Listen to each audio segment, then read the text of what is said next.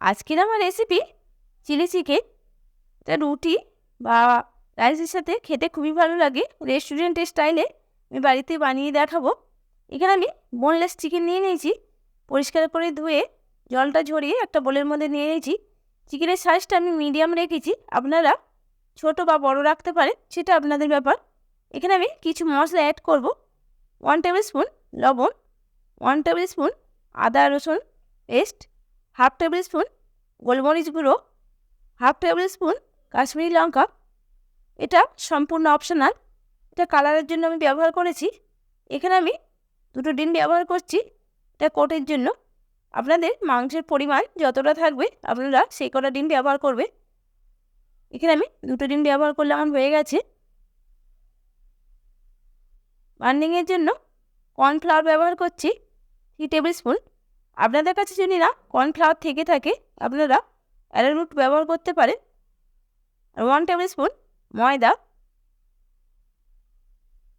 3 ভাগের 1 ভাগ আমি ময়দা ব্যবহার করলাম। সব উপকরণগুলো আমি হাত দিয়ে ভালো করে মাখিয়ে নেব। খুব ভালোভাবে আমি যাতে মেখে যাই তাই আমি এখানে হাত দিয়ে ভালো করে মাখিয়ে নিচ্ছি। দেখুন খুব ভালোভাবে আমি হাত দিয়ে মাখিয়ে নিয়েছি। এটা আমি 1.5 ঘন্টা ম্যারিনেশন করে রেখে দেবো ঢাকনা চাপা দিয়ে। আপনাদের হাতে যদি না সময় থাকে আপনারা এখানে একটা পাতিলেবুর রস ব্যবহার করতে পারেন। আধ ঘন্টার মধ্যে যদি খাবারটা বানানোর থাকে তাহলে একটা পাতিলেবুর রস ব্যবহার করলে খুবই তাড়াতাড়ি ম্যারিনেশনটা হয়ে যায়। যেহেতু আমার হাতে সময় ছিল তাই আমি এখানে কোনো পাতিলেবুর রস বা ভিনিগার ব্যবহার করিনি। দেখুন আমার 1.5 ঘন্টা হয়ে গেছে। 1.5 ঘন্টা পুরো ঢাকনা খুলে দিয়েছি। ঢাকনা খুলে সব উপকরণগুলো খুব ভালো করে আমি আবার একটা চামচ দিয়ে নেড়ে চেড়ে নিচ্ছি।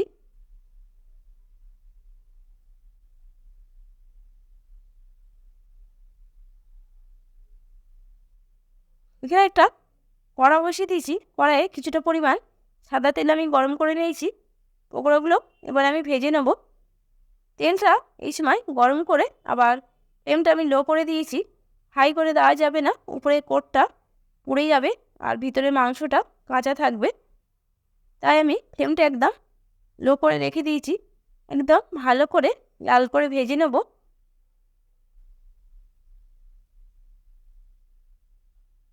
এটা ভাত বা রুটির সাথে খেতে সবাই পছন্দ করে।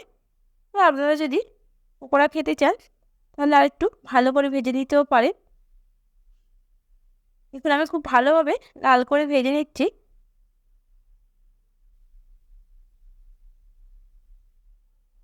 সময় ফ্লেমটা সবসময় মাথায় রাখবেন, একদম লো করে দেবেন। বেশি হাই করে দিলে উপরে কোটটা একদম পুড়ে যাবে। দেখুন আমার পকোড়াগুলো পুরো লাল করে ভেজে নিয়েছি। একটা স্ট্রেনারে ভেজে তুলে নিচ্ছি।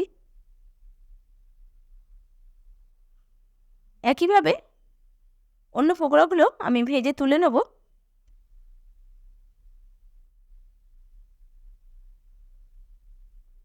এটাও একইভাবে লাল করে আমি ভেজে নিচ্ছি।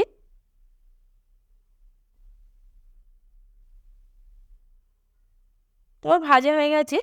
আমি আবারও স্ট্রেনারে ভালো করে নেড়ে চেড়ে তুলে নেব। এর থেকে বেশি ভাজা যাবে না, এর থেকে কমও ভাজা যাবে না, মিডিয়াম রাখতে হবে। কারণ এর থেকে বেশি ভাজলে মাংসটা ছিবড়ে হয়ে যাবে, আর এর থেকে কম ভাজলে একটা কাঁচা আষ্টে গন্ধ থেকে যাবে। এখন পকোড়াগুলো আমি ভেজে একটা স্ট্রেনারে তুলে রেখে দিয়েছি।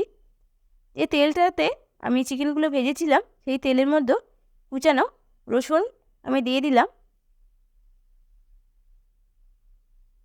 কিছুটা পরিমাণ আদা আমি গ্রেট করে রেখেছিলাম, গ্রেট করা আদাও দিয়ে দিলাম। আদা রসুন খুব ভালোভাবে আমি দেখুন ভেজে নিচ্ছি। এখানে একটা মিডিয়াম সাইজের পেঁয়াজ আমি কোয়া বার করে রেখেছিলাম, পেঁয়াজটা খুব ভালোভাবে দিয়ে দিচ্ছি। সেটাও খুব ভালোভাবে ভেজে নেব আমি। আদা রসুন পেঁয়াজ খুব ভালোভাবে ভেজে নিচ্ছে। এখানে এখানে গ্রিন অনিয়নের নিচের পোর্শনটা আমি এখানে দিয়ে দিচ্ছি। আপনাদের কাছে যদি না থাকে এটা পুরো সম্পূর্ণ অপশনাল, অনেকের থাকে না, তাই এটা আপনারা না চাইলেও স্কিপ করে যেতে পারেন। একটা বড় সাইজের ক্যাপসিকাম আমি স্কোয়ার করে কেটে নিয়েছি, সেটাও দিয়ে দেবো। ক্যাপসিকাম আর পেঁয়াজ খুব ভালোভাবে আমি তেলে ভেজে নেব। এই সময় ফ্লেমটা মিডিয়াম টু হাই রেখেছি, আমি লো করে রাখিনি, মিডিয়াম করে রেখেছি। দেখুন খুব ভালোভাবে আমি সবজিগুলো ভেজে নিচ্ছি।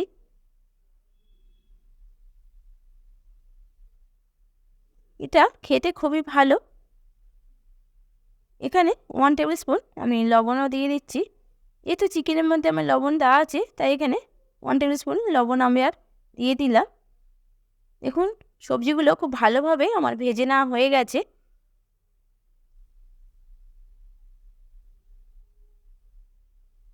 আমি কিছুটা পরিমাণ জল দিয়ে দেবো। এমনি নর্মাল জল আমি ব্যবহার করছি। জল দিয়ে সবজিগুলো আমি একটু সিদ্ধ করে নেব। এখানে আমি দুটো কাঁচা লঙ্কা কুচিয়ে রেখেছিলাম, কাঁচা লঙ্কাটা আমি দিয়ে দিলাম। কাঁচা লঙ্কাটা আমি তেলের মধ্যে দিইনি, দিলে একটা অতিরিক্ত ঝাল হয়ে যাবে, তাই এখানে আমার বাচ্চারা খাবে বলে আমি কাঁচা লঙ্কাটা পরেই দিলাম। ডার্ক সোয়া সস দিলাম, এটা কালারের জন্য, আর একটা সোয়া সস দিলাম, এটা টেস্টের জন্য। এখানে আমি 2 রকম সোয়া সস ব্যবহার করেছি, আপনাদের কাছে যেটা থাকবে সেটাই ব্যবহার করতে পারেন।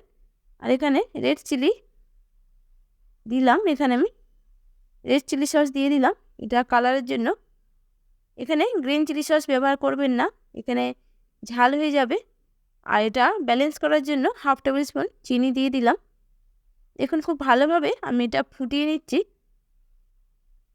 একটু কালারটা আনার জন্য আমি কাশ্মীরি লঙ্কা দিয়ে দেবো। সব এগুলো আমি মাংসের টুকরোগুলো আমি দিয়ে দিলাম।